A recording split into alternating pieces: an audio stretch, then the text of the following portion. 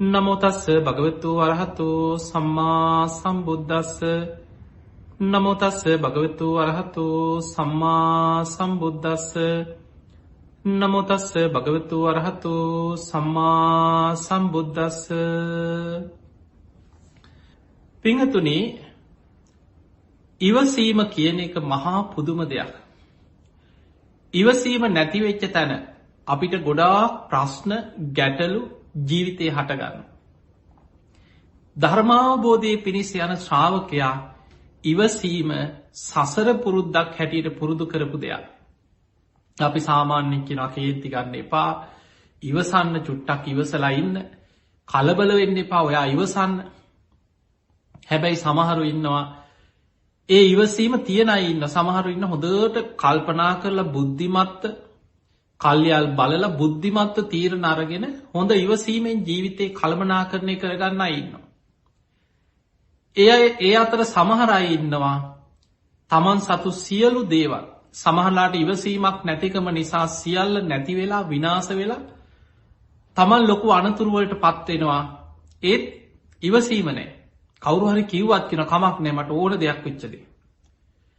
එතකොට ඒ වගේ ඉවසීමක් නැතිකම නිසා ජීවිතේ විශාල අනතුරුවලට පත්වෙන. මේක බුදුහාමුදුරුවෝ පෙන්වුවේ කාන්ති පාරමිතා. කාන්ති කියන්නේ ඉවසීම. ඒක සසර පාරමී ධර්මයක් හැටියට පුරුදු කළ යුතු දෙයක්, ඉවසීම. ඊළඟට උපපාරමිතාව. අපේ බෝසතාණන් වහන්සේ සසරේ තමන්ගේ අතපය අහිමි වුණත්, එක්ක ශරීරේ කොටසක් අහිමි වුණත් මම නම් ඉවසීම නැති කරගන්නේ නෑ කියලා ඉවසීම පාරමිතාවක් හැටියට, උපපාරමිතාවක් හැටියට පුරුදු කරලා තියෙනවා. ඊළඟට පරමත්ත පාරමී කියන්නේ ජීවිත පරිත්‍යාගයෙන් ඉවසීම පුරුදු කරනවා. මගේ ජීවිතේ නැති වුණත්, මාව මැරුවත් මම නම් ඉවසීම නැති කරගන්නේ නෑ කියලා ඉවසීමට හානියක් නොවී හිත රැක ගන්නවා. අපිට හිතන්නවත් බෑනේ එහෙම අවස්ථා ගැන. ඔබ අහලා ඇති අපේ බෝසතාණන් වහන්සේ පාරමී පුරාගෙනනේ කාත්මයක සාන්තිවාදී තාපසයා වෙලා ඉපදුණා. මේක ජාතක පොතේ සඳහන් වෙන කතාව. මේ තාපසයන් වහන්සේ බොහොම 이르දිමත් තාපසයෙක්. රජ්ජුරුවන්ගේ උයනට දවසක් අහසින් වැඩම කරලා මේ තාපසයන් වහන්සේ උයනේ භාවනා කරනවා. ඔය අතරේ රජ්ජුරුවොත් වෙන ගමනක් ගෙදිච්ච වෙලාවක රජතුමාගේ අන්තපුරේ හිටපු කාන්තාව බිසෝවරු ටික අර උයනේ යනකොට දවසක් මේ තාපසයාව දැක්කා. ඊළඟ දවසේ රජතුමා එක්ක ඉතින් එදා මේ තාපසයා එක්ක කතා බහ කරා. දැන් ආයිමත් දවසක් රජ්ජුරුව එක්ක මේ උයනේ ඇවිදිනවා. ඔහොම උයනේ ඇවිදගෙන යනකොට රජතුමා අර උයනේ ගහක් යට වාඩි වෙලා අර කාන්තාව පිරිසත් තමන්ගේ අන්තපුරේ කාන්තාව වට කරගෙන ඒ අය එක්ක සතුටු සාමීතියේ කතා වෙවි ඉන්නකොට රජ්ජුරුවන්ට නිදිමතාව. ඒ අන්තපුරේක කාන්තාවක්ගේ උකුලේ හිස තියාගෙන එහෙමම නිින්ද ගියා රජතුමාට. දැන් රජ්ජුරුව නිින්ද ගිහිල්ලා අනිත් කාන්තාව ටික අර අන්තපුරේ ඉන්න ওই වටේ ඇවිද ඇවිද යනකොට දැක්කා අන්න අර තාපසයන් වහන්සේ අදත් වැඩ ඉන්නවා. මේ තාපසයන් වහන්සේ ගහක් යට වාඩි වෙලා භාවනා කරනවා. ඒ වෙලාවේ දැන් අර අනිත් කාන්තාව ටික ගිහිල්ලා තාපසයන් වහන්සේට ගෞරව කරලා ඉදිරියෙන් වාඩි වෙලා තාපසයන් වහන්සේ සමග ධර්ම කතාවක යෙදුණා. ධර්මය අහන්න ආසයි. ඉතින් තාපසයන් වහන්සේත් එක්ක කතා කර කර ඉන්නකොට දැන් අර රජතුමා තමන්ගේ උකුලේ නිදාගෙන ඉන්නේ නැද්දි මේ කාන්තාවට යන්න විදිහක් නැහැ. දැන් කේන්තිය. හිතට ලොකු තරහක් ආවා. මේ අය ගිහිල්ලා අර තාපසයාගෙන් බණ අහනවා. මං තමයි මේ රජ්ජුරුවන්ගේ මෙතන හිර වෙලා මට නැගිට ගන්නත් බෑ, මට යා ගන්නත් බෑ කියලා. ටික වෙලාවක් ඉඳලා කේන්තියෙන් තමන්ගේ කකුල ගස්සලා රජ්ජුරුවන්ව ඇහැරෙව්වා. රජතුමා ඇහැරුණා. ඇහැරලා වටපිට බැලුවා කො මේ කාන්තාව ටික. කේන්ති කියලා. ඒ වෙලාවේ කිව්වා බලන්න රජතුමනි, රජතුමා ගැන කිසිම ගාණක් තියනවද? රජතුමා ගැන කිසිම හැඟීමක් තියනවද මේ අයට? ආම් බලන්න කිව්වා අර ගිහිල්ලා තාපසයා එක්ක ඔය කලින් දවස්වලත් ඔහොම තමයි කිව්වා. ওই තාපසයා බොහොම වශී දන්න කෙනෙක්. ඒ තාපසයට වශී වෙලා ඉන්න කියලා ඔන්න රජ්ජුරුවන්ව නොමගැරිය. එදා රජතුමාට විශාල කේන්තියක් තරහක් ඇති වුණා. මේ සිතුවිල්ල දැක්ක මේ තාපසයා ඒ සැනින්ම අහසට පැන්නකල අහසින්ම තමන්ගේ තාපසාරාමයට වැඩම කරා. දැන් රජ්ජුරුවන්ට පුදුම කේන්තියක්. එදා රජතුමා ඇවිල්ලා හොඳට මත් පැන් බීලා වදකයන්ට ඇවිල්ලා කීවා අර තාපසයා ගිහිල්ලා හොයාගෙන ඇදගෙන වරෙල්ලා කිව්වා. අනේ අර තාපසයා ශාන්තිවාදී තාපසයා ඇදගෙන ආවා. දැන් අල්ලගෙන රාජබටය එක්කරගෙන ඇවිල්ලා රජතුමාට පැමිණිවට පස්සේ රජ්ජුරුව ආයි නඩු ඇහිලි මොනවත් නෑ. කේන්තිය ද්වේෂය ඒ වෙලාවෙ කිව්වා මේ කට කස පහරවල් 1000ක් ගහන්න කියවා. දැන් වදකයෝ එක්කරගෙන ගිහිල්ලා වද දෙන භූමියේ බැඳලා කස පහරවලින් කසෙන් ගහලා දහක් නෙමේ එක කස පහරක් ගහනකොට විශාල වේදනාව. එහෙම කස පහර ගහලා මුළු කොන්දෙම හම ගැලවෙනකන් තුවාල වෙනකම්ම කස පහරවලින් පහර දුන්නා. එහෙම පාරදීලා දැන් අතෑරියට පස්සේ එහෙම ඇදගෙන වැටුණ මුළු කොන්දෙලේ පෙරනවා විශාල වේදනාව. ඒත් මේ ශාන්තිවාදී තාපසයන් නෙමෙයි තමන්ගේ හිතට ද්වේෂ සිතුවිල්ලක් ඇතිවෙන්න ඉඩ තියන්න. ඔහු හිතනවා ඔහු හැම වෙලේම මන්තරයක් වගේ දැන් වචනෙන් මතුරනවා. රජතුමා සුවපත් වේවා. රජතුමා සුවපත් වේවා. මට මේ කසෙන් පහර දෙන අය සුවපත් වේවා. යහපතක් වේවා. ඒ වෙලාවෙ අර රජ්ජුරුව ළඟට ඇවිල්ලා ඇහුව මොනවද බොයි කියන්නේ? කිව්වා රජතුමනී රජතුමා සුවපත් වේවා. රජතුමාට යහපතක් වේවා. මට මේ කසෙන් පහර දීපු අයද මේ පිරිසද මේ හැමෝම සුවපත් වේවා සුවපත් කේන්ති කියා. අර කලාපු රජ්ජුරුවන්ට විශාල කේන්තියක් ඒ වෙලාවෙ වදකයන්ට කිව්වා මේකව අල්ලගෙන අතක් කපන්න කිව්වා. වම් අත කපන්න කිව්වා. දැන් වම් අත අර පණ පිටින් අල්ලගෙන අතක් කපලා වෙන් කරා. ලේ පෙරනවා. රජ්ජුරුව ඇවිල්ලා කපපු අත ළඟට ඇවිල්ලා අත පෑගුවා. තුවාලේ පාගල ඇහුවා තාමත් උඹ අර කලින් විදිහටම ඒකම කියනවා දැහුවා. මොකක් ඒ වෙලාවෙ කිව්වා අනේ රජතුමනී සුවපත් වේවා මගේ අත කපපු අය සුවපත් වේවා. මේ රජ්ජුරුවන්ට තවත් කේන්ති ගියා. අනිත් අතත් කපන්න කිව්වා. ඊළඟ අතත් කැපුවා. ඊළඟට කකුලක් කැපුවා. ඊළඟ කකුලක් කැප දැන් අත් දෙකත් කපලා කකුල් දෙකත් ඊළඟට නහය කැපුවා. කන් දෙක කැපුවා. ඔහොම වද දීලා දැන් හිතන්න අත් දෙක කකුල් දෙක කැපුවා කියන්නේ ලේ ගොඩක දැන් මැරෙන්න ඕන්න මෙන්. පණ අදිනවා ලේ ගලනවා. ඔය අතරේ මේ රජ්ජුරුව ඇවිල්ලා පපුව පාගල ඇහුවා තාමත් උඹ මෛත්‍රී වඩන තාමත් උඹට ඉවසීම තියෙනවද කියලා ඇහුවා. කතා කරගන්න අමාරුවෙන් කියනවා අනේ රජතුමා සුවපත් වේවා සුවපත් වේවා කියලා.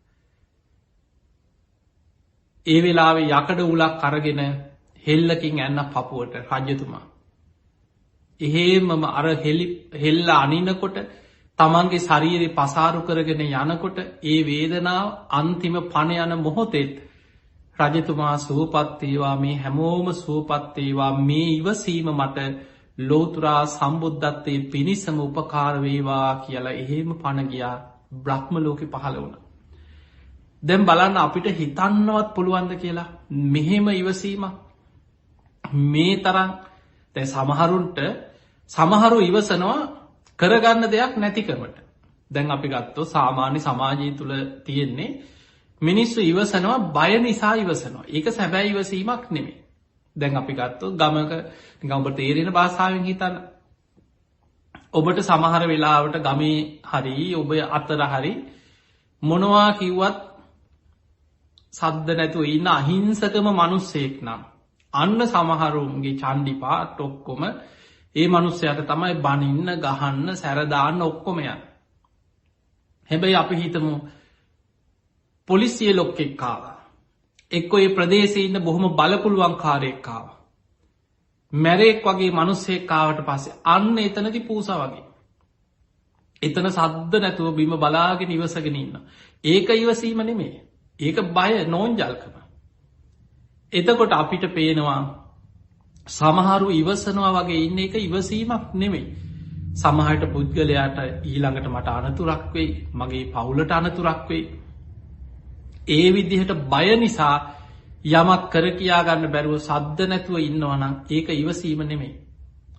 හැබැයි පින්වතුනි, ඉවසීම කියලා කියන්නේ තමන්ට බලය තියෙද්දි, තමන්ට යමක් කරන්න පුළුවන්කම තියෙද්දි ද්වේෂයේ ආදීනව, තරහ යෑමේ ආදීනව, කේන්ති ගැනීමේ ආදීනව සිහි කරලා මම මගේ හිත රැක ගන්නවා කියලා හිතාගෙන තමන්ට හතුරුකම් කරන, තමන්ට නපුරුකම් කරන, තමන්ට වෛර කරන, තමන්ට අලාභයක් කරපු පුද්ගලයා ගැන පවා යහපත ප්‍රාර්ථනා කරගෙන හිතෙන්වත් හිතන්නේ මොහුට අනතුරක් වේවා, මෝ මට මෙහෙම කරා කියලා හිතෙන්වත් හිතන්නේ. හිතෙනුත් මෛත්‍රී වඩනවා. මේක ලේසි දෙයක් නෙමෙයි. ඒ නිසා පින්වතුනි, අපිට පේනවා මේ බුද්ධත්වයේ කරා යන බෝධිසතාණන් වහන්සේලා සසර පුරුදු කරපු ගුණධර්ම අපිට හිතා ගන්නවත් බෑ. පසේ බුද්ධත්වයට පත්වෙන ඒ බෝසතාණන් වහන්සේලා සසර පාරමී පුරද්දි පාරමී උපපාරමී හැටියට පාරමී සම්පූර්ණ කළ යුතුයි. බුද්ධත්වයට පත්වෙන බෝසතාණන් වහන්සේලා පාරමී උපපාරමී පරමත්ත පාරමී හැටියට තුන් ආකාරයකට ඒ පාරමී සම්පූර්ණ කරගත යුතුයි. හැබැයි උතුම් අරහත්වයට පත්වෙන ශ්‍රාවකයොත් පාරමී හැටියට සම්පූර්ණ කළ යුතුයි. ඒ නිසා මතක තියාගන්න, ඔබට මේ ධර්මය අවබෝධ කරගන්නවා නම් අපි ඇහුවොත් අනේ කොහොම හරි නිවන් දකින්න ඕන, කොහොම හරි නිවන් දකින්න ඕන කියලා හිතනවා, කියනවා, ආස කරනවා, මහන්සි වෙනවා. හැබැයි ඔබ තුළ ඔබ ඉවසීම ඇති කරගන්න කැමති නැත්නම් සමහරු ඉන්නවා බණ අහනවා. හැබැයි කේන්ති අනේක චුට්ටක්වත් අඩු කරගන්න කැමති නැහැ.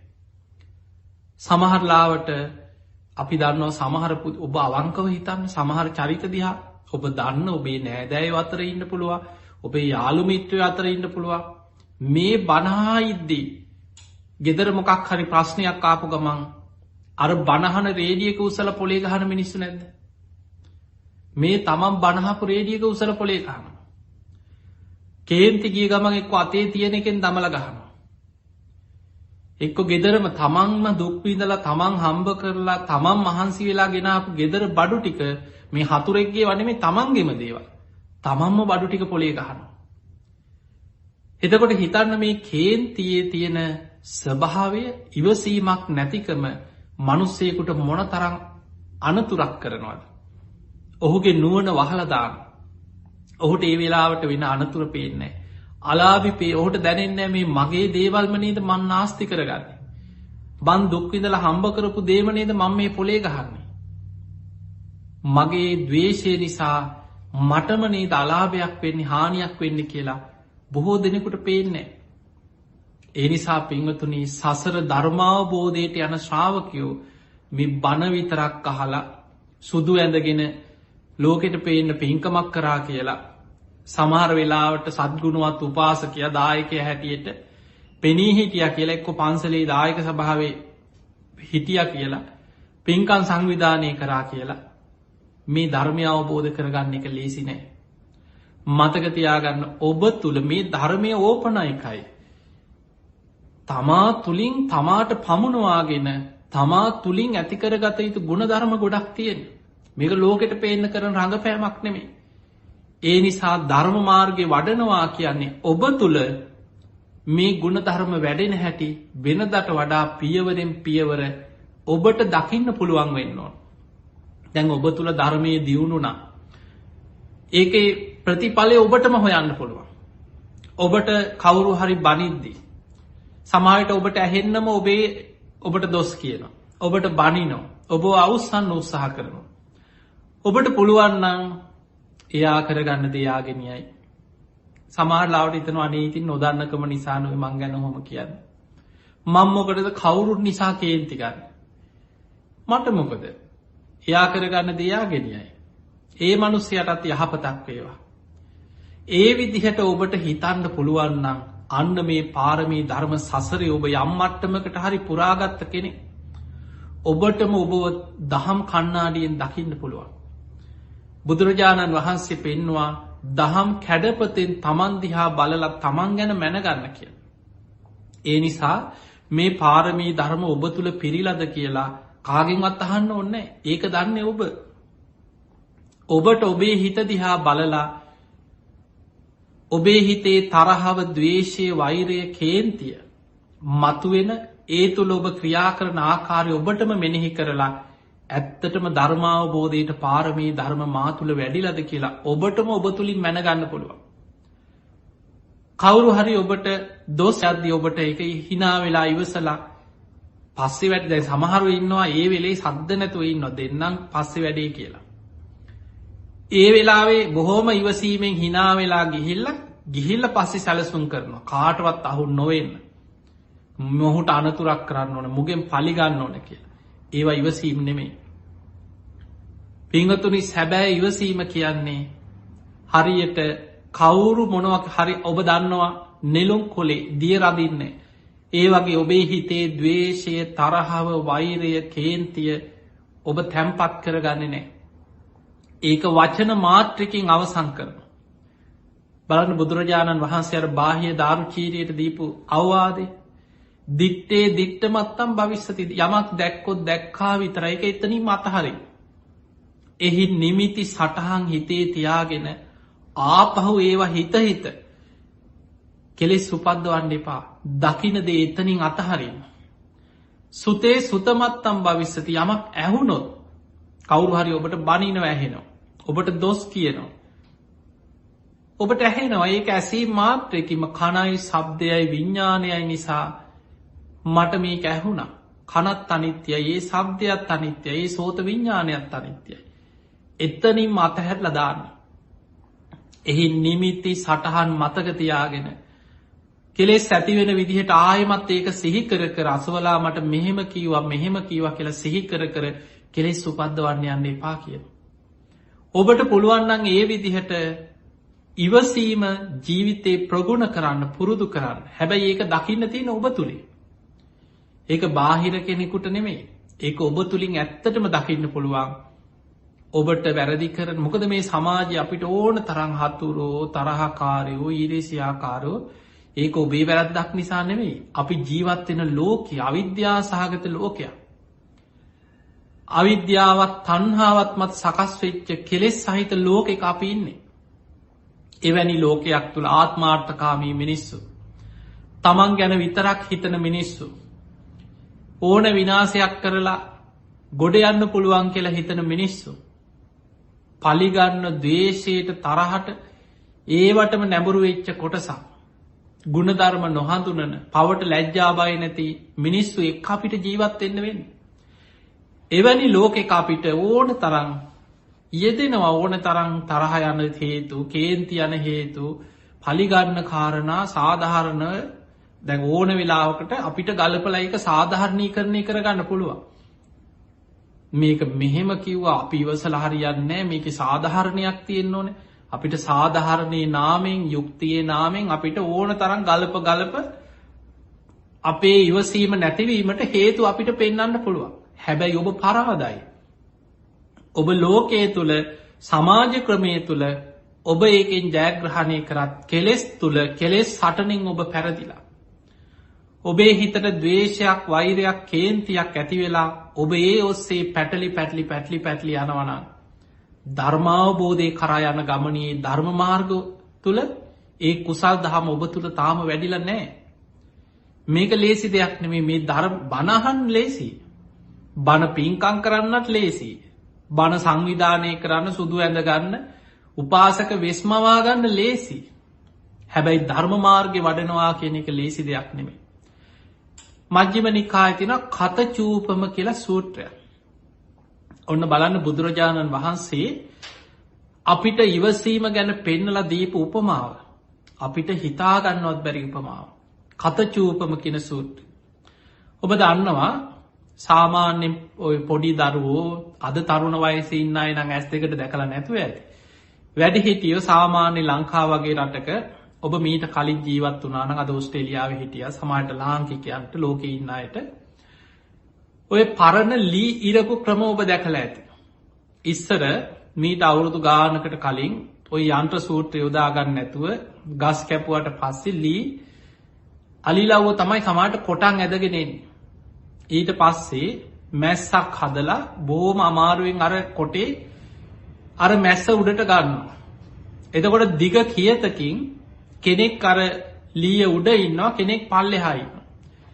දෙපැත්තට තරගෙට අදිනවාර කියත. ඒ අදිනකොට අර ලීය ඉරෙන. ඔහොම තමයි ලී ඉරන්.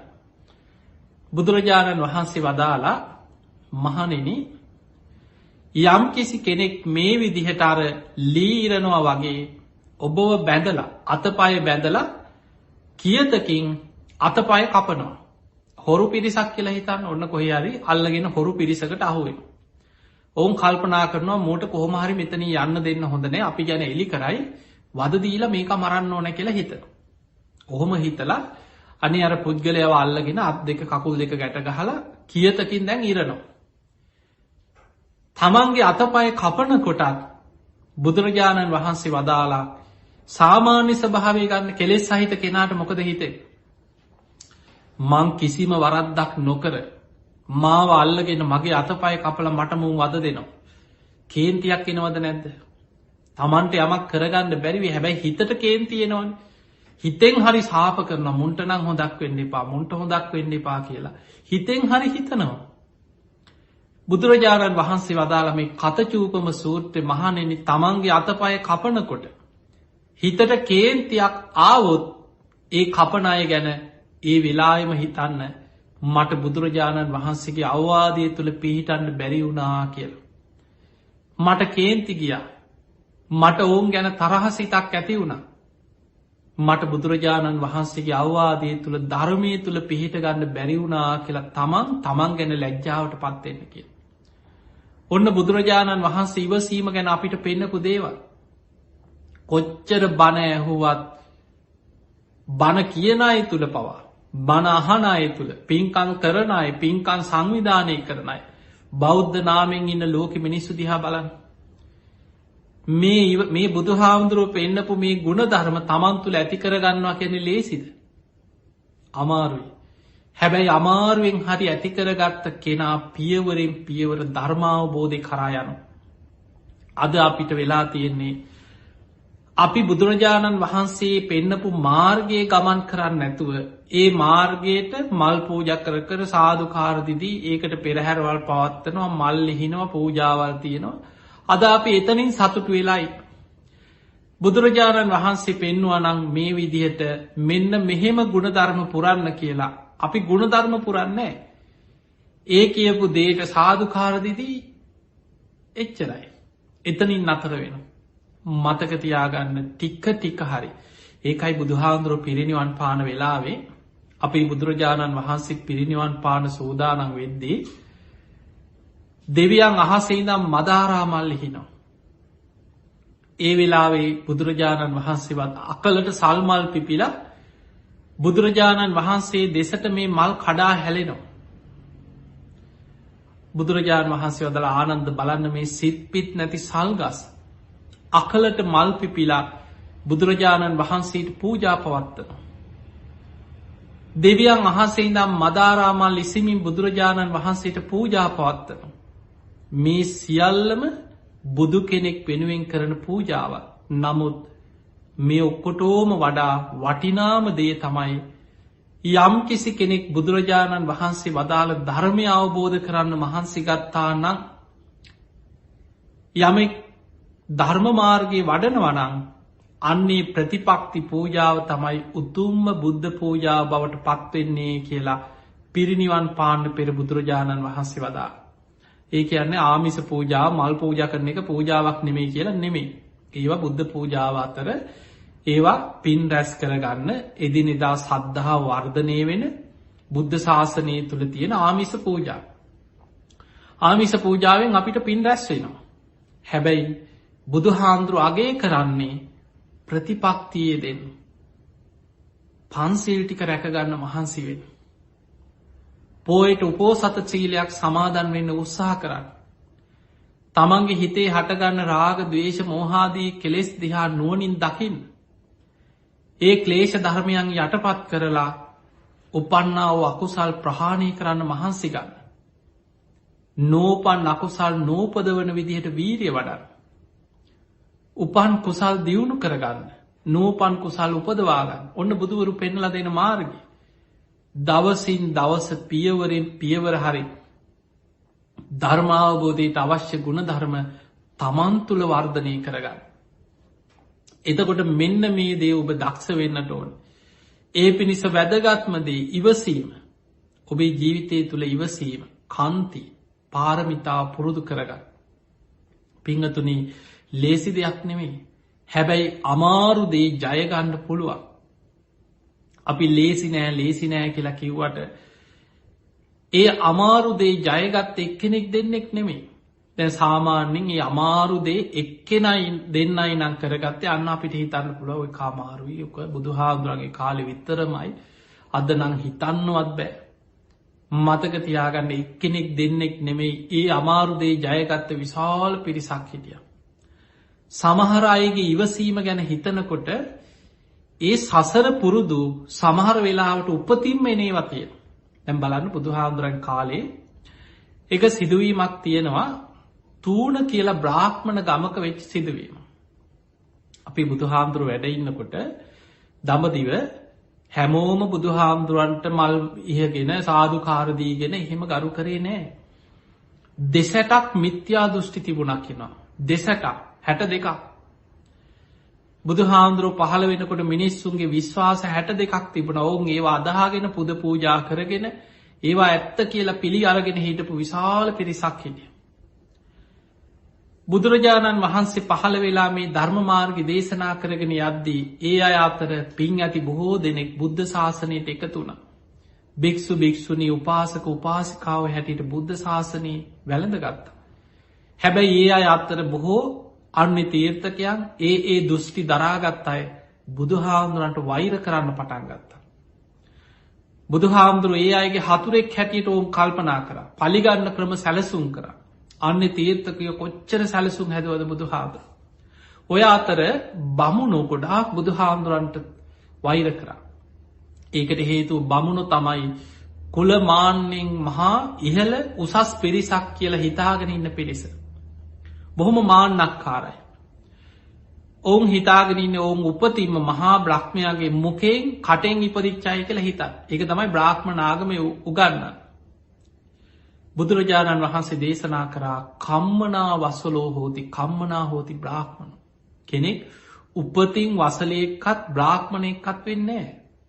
හැමෝම උපදින්න එකම විදිහට මවකුසේ. හැබැයි කෙනෙක්ගේ ක්‍රියාව තුළ එයා වසලේද බ්‍රාහ්මණයද කියන එක තීරණය වෙන්නේ ඔහුගේ ක්‍රියාව. ඔහුගේ සිතකය වචනය මෙහෙවන සුරූපයන් ඕකට වෛර බැන්ද බමුණු. තින් දවසක් බුදු හාමුදුරුව ග්‍රීස්ම කාලි බොහොම රශ්නය කාලෙක බොහෝ සඟ පිරිසක් පිරිවරාගෙන ගම්මාන මැදින් චාරිකා ගමනක් පිටත් වුණ. ඔහොම යනකොට තූන කියලා බමුණු ගමක් තියෙනවා කැලෑ ගමක කැලෑ ප්‍රදේශයක. මේ ගම්මානය හරහා තමයි මේ පාර වැටල තියෙන.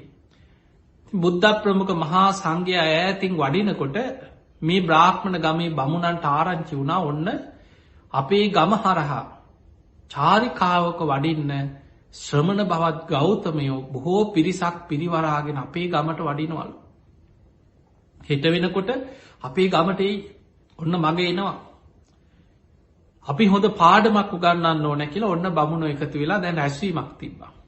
ඒ කාලේ ගම්වල ඉඳලා තියෙනවා වෙනම ගම්පතියු කියලා. අද මේ සාමාන්‍යයෙන් අද ඉන්න ග්‍රාම සේවකලට එහෙම ලොකු බලයක් නෑ. ඒ කාලේ ගම්පති ඔවුන් තමයි නඩුව අහන්නේ. ඔවුන් තමයි දඬුවම් කරන්නේ. ඒ ගමේ බදු අය කරන්නේ. එතකොට වෙනම පුංචි රාජ්‍ය වගේ ගමක ඉන්නවා ප්‍රධාන ගම්පතියෝ. එතකොට මේ බමුණු එකතු වෙලා රැස්වීමක් තියලා මේ ගම්පති අන කරා මේ ගමේ කිසිම ගෙදරකින් ඔය ශ්‍රමණ බවත් බුදුහාමුදුරන්ට ඒ කාලේ කියලා තියෙන්නේ අන්‍ය තීර්ථකයෝ ශ්‍රමණ බවත් ගෞතම කියලා. එතකොට බුදුරජාණන් වහන්සේ වැඩියට පස්සේ එක ගෙදරකින් වතුර උගුරක්වත් දෙන්න බෑ. දානෙත් නෙමෙයි වතුරවත් දෙන්න එපා කියලා. දැන් හැමෝම දැන් එකඟ වුණා. හරි අපි දෙන්නෙත් නෑ අපේ ගමේ එක ගෙදරකින්වත් අපි වතුර දෙන්නෙත් නෑ කන්න දෙන්නෙත් නෑ දාන බෙදන්නෙත් නෑ. ඔය අතර තව බමුණු පිරිසක් ඇහුවා දැන් අපි ගෙවල් වලින් නොදී ඉන්නකොට අපේ ලිං වලින් ගිහිල්ලා වතුර ගත්තොත් ඊට පස්සේ මේ බමුණු කතා වුණා ඔය අපේ ගමට ඇවිල්ලා උපරිම දවසක් දෙකක් ඉඳලා යයි. ආවට පස්සේ හොඳ පාඩමක් උගන්වන්න නම් දින 2-3කට ප්‍රමාණවත් වතුර දැම්ම ගෙවල් වලට ඇද ගනින්න. ඔය ලිං උඩින් පිදුරු දාලා ලිං ටික වහපල්ලා කියනවා. පස්සේ අපිට ඔවා සුද්ධ කරලා ගන්න පුළුවන් කියනවා. ඔන්න බලන්න බමුණෝ කොච්චර බුදුහාමුදුරන්ට වතුර ටිකක් නොදී හිංසා කරපු මෙවැනි පාපී මිනිස්සු ඒ කාලේ හිටපු හැටි. ඉතින් ඒ විදිහට කරා. එදා බුද්ධ ප්‍රමුඛ මහා සංඝරත්නයේ චාරිකාය වඩිනකොට මේ ගමට වැඩියා. ඉතින් බුදුහාමුදුරන්ට කලන්තේ හැදුන එක අවස්ථාවක පිපාසයි ආනන්ද පැන් ටිකක් ගේන්න ක්ලාන්තයි කියනවා. ආනන්ද හාමුදුරුවෝ ගියක් ගානේ පාත්තරය අරගෙන වතුර ටිකක් ඉල්ල ගන්න වැඩියා. කවුරුත් දොරක් අරින්නේ නැහැ. එනවා දකින්නකොට දොර වහ ගන්නවා. එළියටවත් එන්නේ නැහැ. වතුර ටිකක් එක ගෙදරකින්වත් ලැබුණේ නැහැ. හිස් පාත්තරය අරගෙන බුදුරජාණන් වහන්සේ ළඟට වැඩියා. බුදුහාඳුරු කියනවා ආනන්ද ඔබ ආයෙමත් යන්න ලිඳක් ළඟට. තථාගතයන් වහන්සේට පිපාසයි කලන්තේ. ආනන්ද හාමුදුරු ලිඳ ළඟට ගියා. මේ ලිඳ පිදුරු දාලා වහලා ඔක්කොම ආපහු ඇවිල්ලා කියනවා ස්වාමීනි භාග්‍යතුන් වහන්සේ ලිඳේ පිදුරු ගොඩක් දාලා වහලා. බුදුරජාණන් වහන්සේ වදාළා ආනන්ද පිපාසයි. ඔබ ආයෙමත් යන්නේ ලිඳ ළඟට. තථාගතයන් වහන්සේගේ පාත්තරයේ ලිඳට ලං කරන්න මේ පැන් ලෝතුරා බුදුරජාණන් වහන්සේ උදෙසාමයි කියලා පාත්තරයේ ලිඳට ලං කරන්න කියලා. ආනන්ද හාමුදුරුවෝ ගිහිල්ලා මං කොහොමද මේ අපිරිසිදු වෙච්ච මේ ජලය බුදුහාමුදුරන්ට පූජා කරන්න කියලා හිත ගිහිල්ලා බුදුහාමුදුරුවෝ කියපු විදිහටම අර පාත්‍රයේ ලිඳට ලං කරලා බුදුහාමුදුරුවෝ වෙනුවෙන් මේ පැන් කියලා හිතනකොට හරිම ආශ්චර්යමත්ය. අර ලිඳේ පිදුරු ටික උඩට ඇවිල්ලා උතුරලා වතුර උතුර පිදුරු ටික හේම ලිඳෙන් ඉතිරිලා ගියා. වතුර උතුරන්න පටන් ගත්තා. ඉක්මනට පැන් එකක් පෙරාගෙන ඇවිල්ලා පිවතු බන්තේ පානියම් පිවතු සුගතෝ පානිය. සුගතයන් වහන්සේ මේ පැන් වළඳන සේක්වා. තථාගතයන් වහන්සේ මේ පැන් වළඳන සේක්වා කියලා බුදුහාඳුරන්ට මේ පැන් එක පූජා කරා. එදා සිද්ධ වෙච්ච තව සිදුවීමක් තියෙනවා. ඒක රහතන් වහන්සේ නමක් බොහෝ භික්ෂුන් වහන්සේලා හිටිය මාර්ගඵලලාභී හැමෝටම පිපාසයි. උන්වහන්සේලා අර ගෙයින් ගෙට පිණ්ඩපාතේ වැඩියා එක ගෙදරකින් වතුර ටිකක් ලැබෙන්නේ නැහැ. ඔය අතරේ එක රහතන් වහන්සේ නමක් පිණ්ඩපාතේ වඩිනකොට උන්වහන්සේට හොඳටම කලන්තේ. එක නිවසක් ඉදිරියේ ඒ නිවස හිටියේ එක තරුණ බ්‍රාහ්මණ බමුණු කාන්තාව. උන්වහන්සේ පාත්‍රය අරගෙන ගිහිල්ලා අර ගේ ඉදිරියේ ඉන්නවා. ගෙයින් එළියට එන්නේ නැහැ. දොර වහගෙන ගේ ඇතුලේ ඉන්නවා මේ බමුණු කාන්තාව. හොරෙන් බලනවා. කියාද කියලා. ඔය වෙලාවේ අනේ අර මහරහතන් වහන්සේ අවුරස්මියට එහෙම කලන්තේ හැදිලා අර මිදුලේ ඇදගෙන වැටුණා.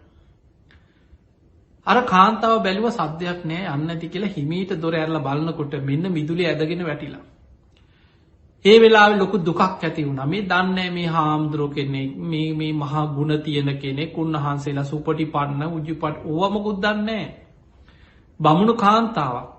ඒ වෙලේ කල්පනා කරා කමක් නෑ මොනවා වුණත් මිනිස්සෙක්නේ. පිපාසෙන් මගේ ගේ ඉස්සරහා කලන්තේ හැදිලා වැටිච්ච කෙනෙක් ඕන දෙයක් වෙච්ච දෙයක්. මං වතුර ටිකක් දෙනවා කියලා හිතුවා. ගේ ඇතුළට ගිහිල්ලා භාජනයකට වතුර ටිකක් අරගෙන එළියට ඇවිල්ලා වටපිට බැලුවා කවුරුත් දකීද? මේ බමුණන්ගේ නීති සැරයි මරුන් කන්න වෙන්න පුළුවන් බ්‍රාහ්මණ දනුවන් එක්ක. කවුරුත් පේන්නේ නැහැ. ඉක්මනට ගිහිල්ලා අර පාත්‍රයට වතුර ටික දාලා වතුර ටිකක් මූණටත් තියලා ගෙට ගිහිල්ලා දොර වහගත්තා. අර මහරහතන් වහන්සේ සිහියාව උන්වහන්සේ පැන් වැළඳුවා. එදා බුදුරජාණන් වහන්සේ සංඝයා රැස් කළා කියනවා මහණෙනි මේ ගමේ වැඩි වෙලා රැඳෙන්න එපා බොහෝ පිරිසක් අපාගාමී වෙනවා කියලා මේ ගම්වාසී. අපි ඉක්මනට මේ ගමෙන් වෙනත් ප්‍රදේශයකට වඩිමු කියලා බුද්ධ ප්‍රමුඛ සංඝයා වැඩියා. දැන් මේ බමුණු දැන් බුදුහාමුදුර ඇතුළු සංඝයා ගමෙන් වැඩියට පස්සේ හැමෝම එකතු වුණා. දැන් සතුටේ ප්‍රගති සමාලෝචන රැස්වීමක් දැන් කට්ටිය කියනවා අපේ ගමටත් අපේ ගෙදරටත් අපේ මිදුලේ හිටිය දොර ළඟ අපි දුන්නේ නැහැ කියනවා. දැන් ඔහොම කතා වෙනකොට එක බමුණෙක් කිව්වා මගේ මේ දෑහින් දැක්කා අන්න අසවල් ගෙදර බ්‍රාහ්මණ මේ තරුණ කාන්තාවක් වතුර දෙනවා මන් දැක්ක කිව ශ්‍රමණයෙකුට. අපේ බ්‍රාහ්මණ සංහතියටම මේක ලැජ්ජාවක් නින්දාවක්. අපේ ගමටම මේක නින්දාවක් කියෝ. බමුණන්ට විශාල කේන්තියක් ඇතිව.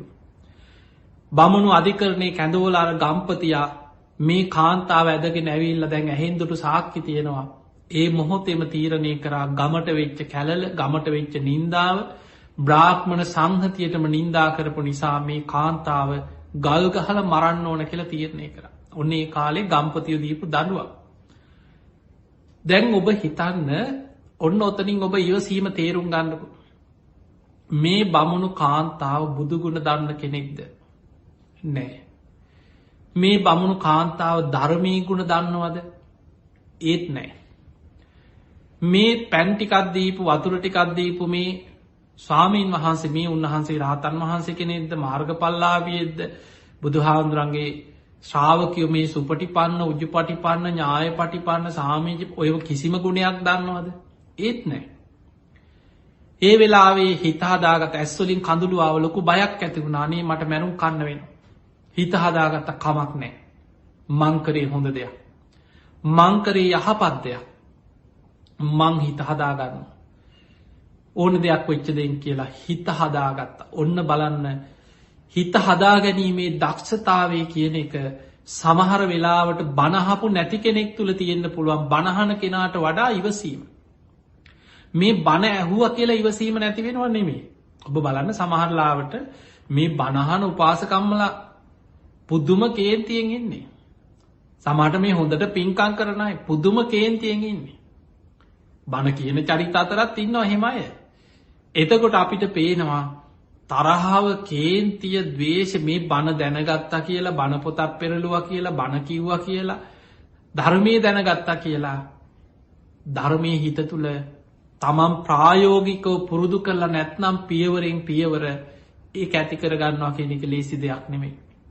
හැබැයි සමහර කෙනෙකුට සසර පුරුදු පෙර සංසාර ඉවසීම පුරුදු කරලා පාරමී පුරණය මොකක් හෝ අකුසලයකින් අන්‍ය තීර්ථක අන්‍යාගමක ඉපදිලා වෙනත් ගමක ඉපදිච්ච කෙනෙක් වෙන්න පුළුව. හැබැයි පෙර සසරි භාවනා කරපු පිනක් තියෙන්න්න පුළුව. හිත හදා ගැනීමේ දක්ෂතාව කියන එක අපි නොසිතන සමහර පුද්ගලය උපතින් අරගෙනන. ඒක තමයි පාරමී කියන්නේ ආත්මෙන් ආත්මයට සංසාරය ඒ ගුණධර්ම වැඩීගෙන නිවන කරා ඒවා පරිපූර්ණ වෙමින් ගමන් කරනවා.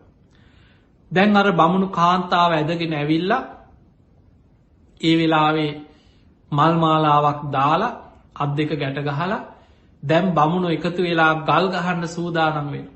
තැන් ඔබ හිතන් ඔය වගේ වෙලාවක සමහරු කොච්චර වෛර කරනවා බනිනවාර බමුණන්ටක් බනිනවා සාප කරයි මං මැරිලා හරි මුන්ගෙන් පලිගන්නවා මුන්ටනම් හොදක් වෙන්න එපා මට මේ කරන දේට කියලා කී දෙනෙක් හිතනවාද. හැබැයි හර බ්‍රාහ්මණ කාන්තාව කාටවත් වෛර කරේ නෑ දවේශ කරෙත් නෑ. ඇස් දෙක පියාගෙන හිතහදාගත්ත කමක් නෑ. කොච්චර වේදනාවක් ඉපදුනත් මාව ගල් ගහල මොන තරන් දුකක් තුළ මට මැරෙන්න්න වුණා. මංකරේ යහපත් දෙයක් මංකරේ හොඳ දෙයක් පිපාසෙන් කලන්තෙ හැදිල වැටිච්ච මනුස්සේකුට වතුර ටිකක් දුන්න මේ දැන් පින ගැන දැනගෙන නෙමේ කර්ම කරම්පල ගැන ලොකු අවබෝධයකුත් ඒව දන්නෙත් නෑ. හොඳ නරක දන්නද සාමාන්‍ය එක බෞද්ධම වෙන්න ඔන්නෑන හොඳ නරක දැනගන්න ඕන කෙනෙක් යහපත් දේවල් හොඳ නරක මේක හොඳයි නරකයි ඒක මිනිස්සු දන්නවා. එතකොට මේ බමුණු කාන්තාව හිත හදාගත්තා. ගල් ගහනකොට හිතන්න සාමාන්‍ය ගලක් ගහපු ගම එක පාර මැරෙන නොනෙමේනි ගල් පහරක වේදනාව ගල් පාර කාල මැරෙනකොට මොන තරම් දුකක් වේදනාවක් උපදිනවද. ඒ තුළත් තමන්ගේ ඉවසීම හිත රැක ගත්තා.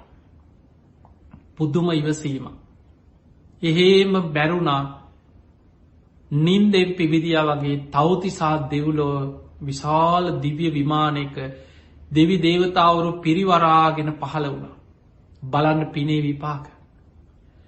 දවසක් මුගලම් මහරහතන් වහන්සේ දිවිය ලෝකෙට වැඩම කරලා ඔය දෙවිවරුන්ගේ විස්තර අහගෙන යනකොට මෙන්න මේ දිව්‍යාංගනාව මුගලන් හාමුදුරුවෝ අහනවා පින්වත් දෙව්දූ ඔබ හරි ලස්සනයි. ඔබේ ශරීරය රත්තරම් පාටයි ඕසදී තාරකා වගේ ශරීරයෙන් ආලෝක විහිදෙනවා. ඔබ සත්රුවනින් පහළ වෙච්ච ලස්සන දිව්‍ය විමානක දෙවි දේවතාවරු පිරිවරාගෙන නාට්‍යාංගනාව නැටුම් අර තමන්ගේ පිනට පහළ වෙච්ච දිව්‍ය පිරිස සේනා මොනවගේ පිනක් කරලද මේ සැප සම්පත් ලැබුවේ කියලා ඇහුවා. අන්න එතකොට කිව්වා අනේ ස්වාමීනි මං ගොඩ පින ගැන දන්න කෙනෙක්වත් මං ගොඩාක් පින් කරපු කෙනෙක්වත් මං ධර්මයේ කාලයක් පුරුදු කරපු කෙනෙක් නෙමෙයි මං ඒ ගැන දන්නේ නැහැ කිව්වා. මං බමුණු ගමක ඉපදිලා හිටියේ. ඒ කාලේ බුදුරජාණන් වහන්සේ සංඝයා පිරිවරාගෙන අපේ ගමට පිණ්ඩපාතේ වැඩියා. අපේ ගමේ මෙන්න මේ වගේ සිදුවීමක් වුණා මං පැන් දීලා වතුර ටිකක් දුන්නා කියලා මට මැරුම් කන්න සිද්ධ වුණා. මං හිත හදාගත්තා. මං කරේ යහපත් දෙයක් කියලා හිත හදාගත්තා. ඒ පිනෙන් මට මේ දිව්‍ය විමානේ පහළ වුණා කියලා. එතකොට බලන්න තමන් කරපු පිනක විපාකේ තමන්ට ලැබිච්ච ආකාරය. ඒ නිසා ඉවසීම කියන එක මහා පුදුම දෙයක්. ඉවසීම නැති වුණොත් රජෙක් වුණත් මහා පින් කරලා තිබුණත් දුගතිය යන්න පුළුවන්. දැන් ධර්මාශෝක රජුරවන්ට උනේ ඒකනේ.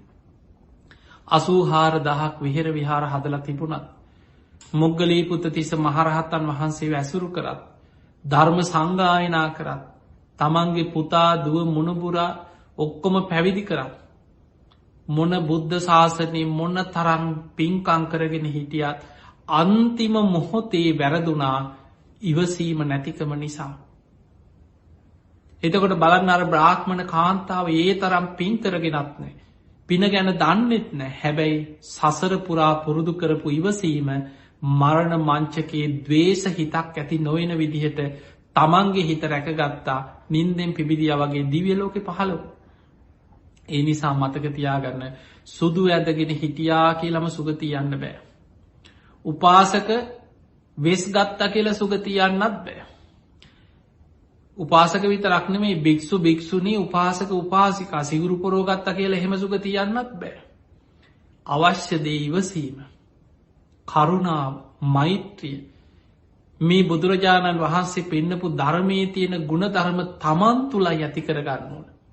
තමන්ගේ ජීවිතයේ තුල පියවරෙන් පියවර ටිකෙන් ටික මේ ගුණ ධර්ම ඇති කර ගන්න පුළුවන් කෙනා ජීවිතේ ජය ගන්නවා. ධර්මාවබෝධය කරා පියවරෙන් පියවර ජීවිතේ සකස් කරගන්න. ඒ පිණිස ඔබ හැම දෙනාටම මේ ධර්මානුශාසනාව ආශිර්වාදයක් වේවා, පාරමිතාවක් වේවා. තමන් තුළ ඉවසීම කන්ති පාරමිතාව. පාරමී හැටියට, උපපාරමී හැටියට, පරමත්ත පාරමී හැටියට වඩාගන්න, දියුණු කරගන්න මේ ධර්මානුශාසනාව ඔබට ආශිර්වාදයක්, පාරමිතාවක්ම වේවා කියලා අපි ආශිර්වාද කරනවා.